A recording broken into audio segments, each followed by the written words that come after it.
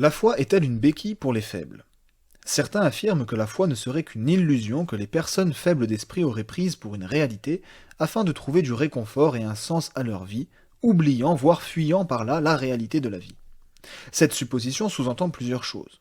Tout d'abord, que la foi ne serait qu'une illusion. Mais nous avons déjà répondu à cette question dans une précédente émission que je vous invite à voir ou à revoir.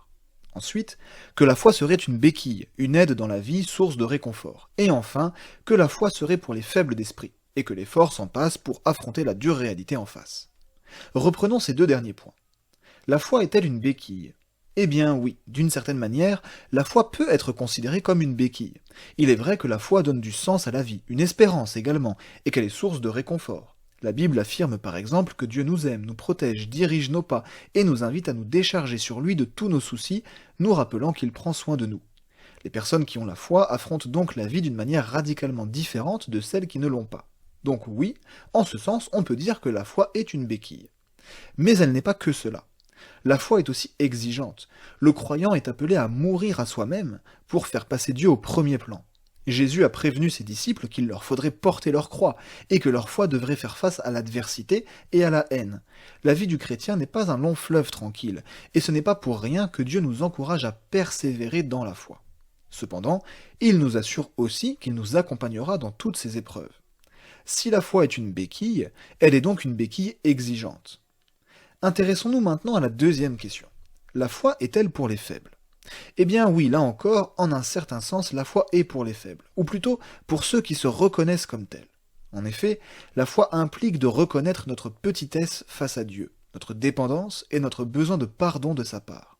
L'humilité est donc partie prenante de la foi. Mais l'humilité n'a rien d'une tare ou d'une faiblesse. Au contraire, il faut être suffisamment fort pour admettre ses limites.